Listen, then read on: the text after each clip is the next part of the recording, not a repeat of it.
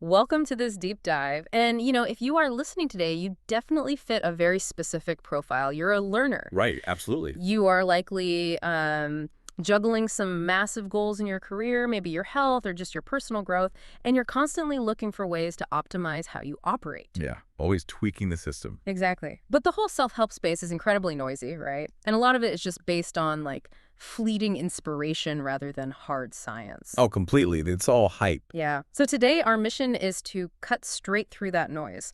We are going to break down the exact biological and systematic steps to rewrite the code of your daily routines.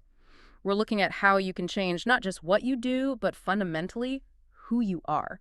And to do that, we've pulled together a really focused stack of sources. Yep. We're synthesizing the core architecture of James Clear's Atomic Habits, and we're actually putting it head-to-head with B.J. Fogg's Tiny Habits. Ooh, a little framework showdown. Yeah, exactly. We're using a comparative analysis from Goals and Progress for that. Plus, we're looking at clinical reviews on neuroplasticity from the World Journal of Advanced Research and Reviews, alongside some really practical case studies from fitness and information architecture. It's a great stack.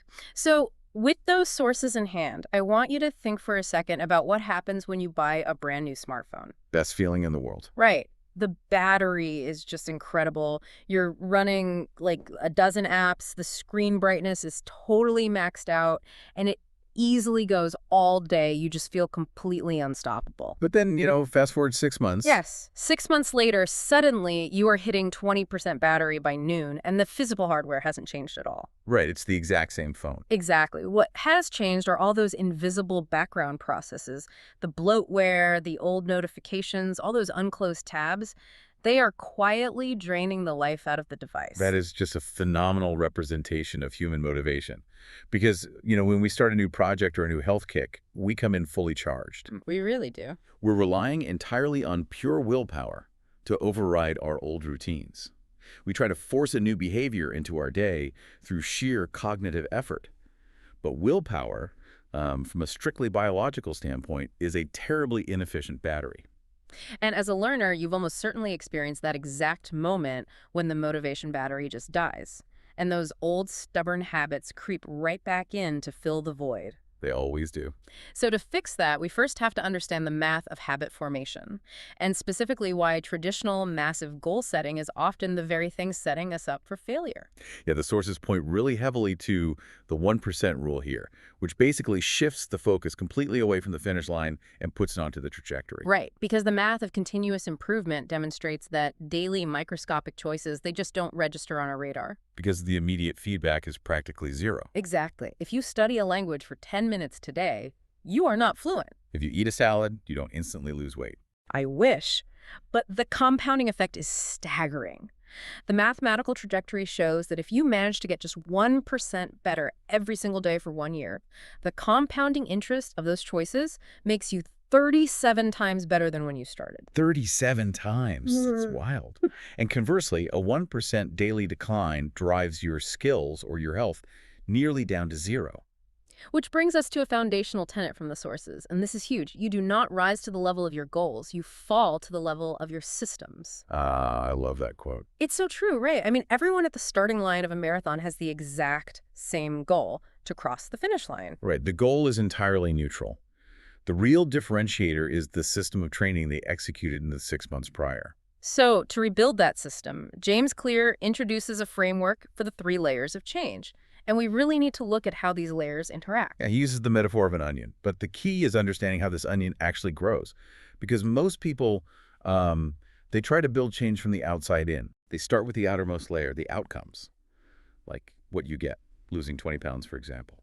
Then they move to the middle layer, the processes, what you do, like a new gym routine. But they ignore the innermost core. Exactly. Your identity, what you fundamentally believe about yourself. And when you build from the outside in, that outer skin just flakes off so easily the moment things get difficult. But true behavioral change grows from the core outward. You start with the identity, believing I am an athlete, which naturally dictates the processes, which eventually yield the outcomes. The problem, of course, is that adopting a new identity without any proof causes immense cognitive dissonance. Okay, yes, that is exactly where I struggle with this concept Yeah. because standing in front of a mirror and declaring, I am an athlete when I haven't worked out in 3 years, it feels fraudulent. Yeah, it feels silly. It sounds like a dressed up version of fake it till you make it. So, how does someone actually permanently alter their core beliefs without feeling like they are just lying to themselves? You alter it by recognizing that identity doesn't precede action. It emerges out of it. Oh, interesting. You don't just decide you are a runner. Every single action you take is a microscopic vote for the type of person you wish to become. A vote. Yeah. You cast a vote by putting on your running shoes. You cast a vote by walking for 5 minutes.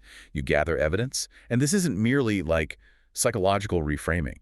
The review from the World Journal of Advanced Research and Reviews shows us this is a deeply neurological process mapping to specific regions of the brain. Let's get into the geography of the brain here because this explains the battery drain we talked about earlier. Yes, let's do it. When you first initiate a new behavior, you are leaning heavily on your prefrontal cortex. That is the conscious, analytical, decision-making center of your brain. And the prefrontal cortex requires a massive caloric expenditure to operate. It takes a huge amount of energy to constantly make conscious choices. It's exhausting. But as you repeat a behavior, as you're casting those daily votes, the reliance on the prefrontal cortex diminishes. The brain actually transfers control to the basal ganglia. Which is deeper in the brain, right? Exactly, closer to the brainstem. And it's associated with automated motor control and pattern recognition. So the neural pathways get myelinated, they get insulated and faster. The behavior becomes automated so the brain can conserve energy. You don't choose to do it anymore, you just execute. Which perfectly explains why relying on willpower is a biological dead end. Right. Willpower is generated in the energy-hungry prefrontal cortex. Habits are stored in the hyper-efficient basal ganglia. So if we want to change our lives, we have to bypass the prefrontal cortex and hack the 4-step neurological loop that governs the basal ganglia. And that loop is the cue, the craving, the response, and the reward. That's the one. Okay, so let's target the front half of that loop first. The cue and the craving.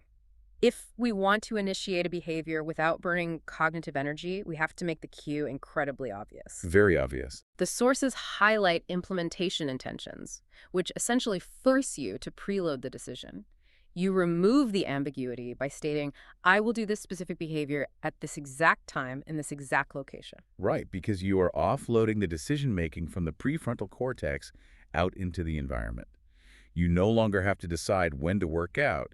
The clock and the location make the decision for you. And you can take this even further with habit stacking. Oh, absolutely. Habit stacking is brilliant. It involves anchoring a new, fragile habit to an action that is already deeply entrenched in your basal ganglia.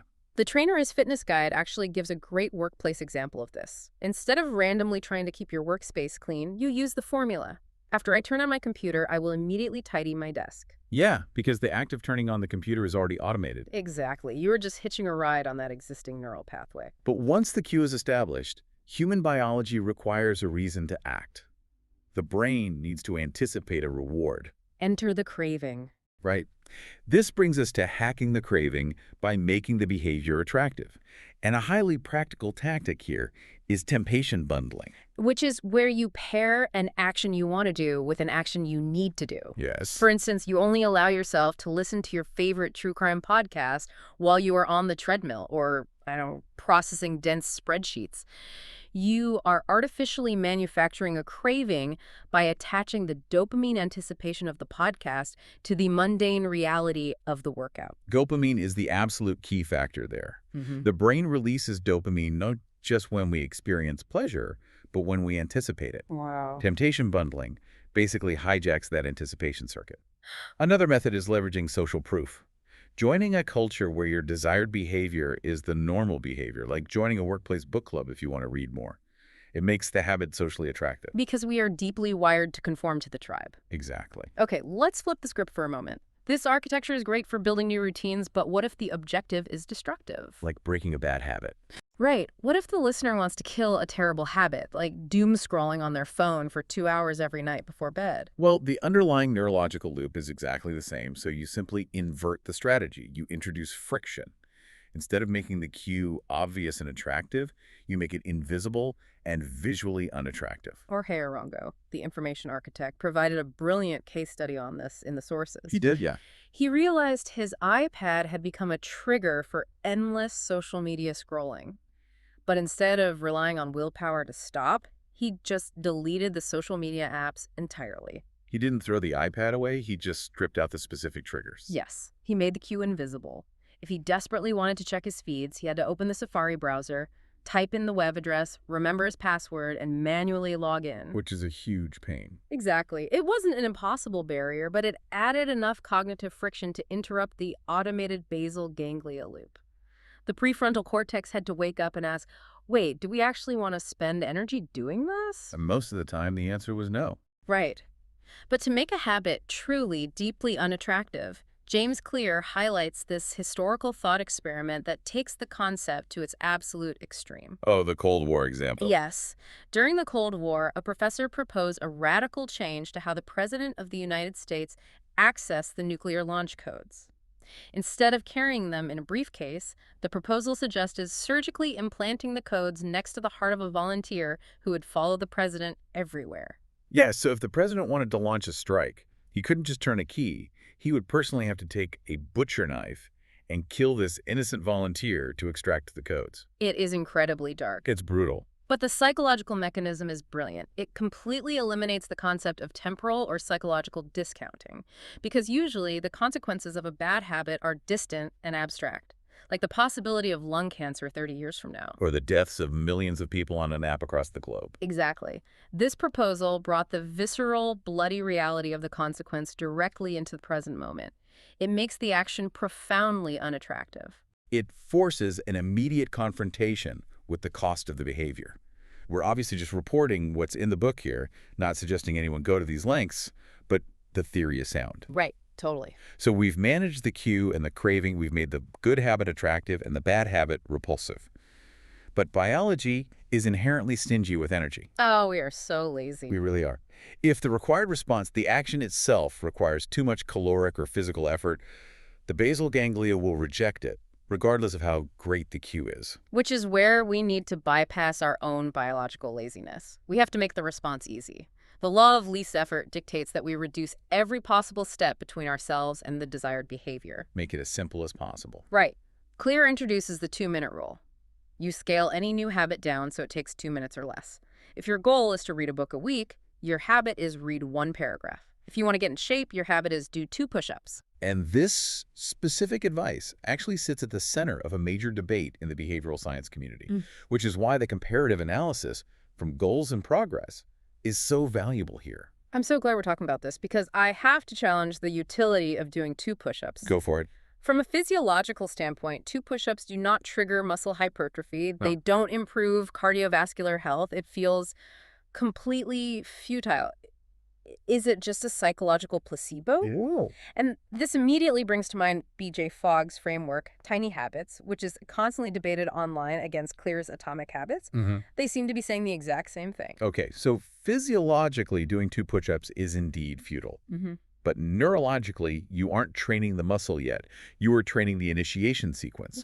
You are establishing the neural pathway. And the comparison between Fogg and Clear is fascinating because the fit versus filter analysis argues they are actually solving 2 entirely different layers of the friction problem. Let's break down that distinction because it's super helpful. Fogg's Tiny Habits is fundamentally emotion first.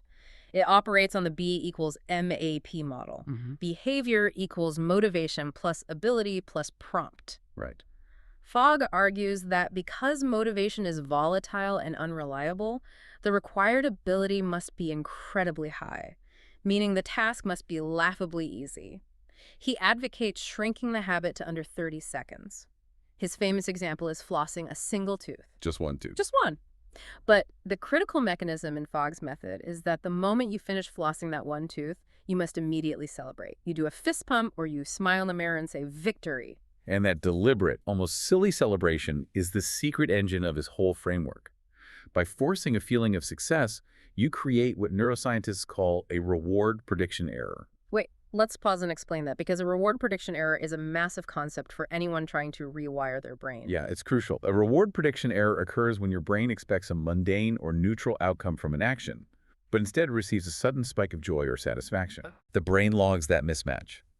When it registers that unexpected positive emotion, it releases a surge of dopamine. And that dopamine acts like biological glue, instantly reinforcing the neural pathway in the basal ganglia. Wow. Fogg's method uses this dopamine spike to overcome what we call activation friction. It is the ultimate tool if you are paralyzed by overwhelm and simply cannot get off the starting line. So fog is the ignition switch. He uses artificial celebration to trick the brain into producing dopamine for a behavior that hasn't actually yielded a tangible result yet, just to lock the pathway. Exactly. But Fogg's method struggles when you need to run a marathon or write a 300-page book. That is where Clear comes in. Clear's Atomic Habits is identity first. It provides the architectural framework to manage sustaining friction. Precisely. You don't have to choose between the two frameworks. You synthesize them. I love that. You use Fogg's 30-second micro-habits and forced celebrations to overcome the activation friction and get the rocket off the launch pad. Once you are moving, you use Clear's identity-driven architecture. I am a writer. I'm a runner. You use that to connect multiple behaviors into a cohesive lifestyle that stays in orbit. But to keep that system in orbit over the long haul, we have to close the neurological loop. We have the cue, the craving, and the response. The final step is the reward. We have to make it satisfying.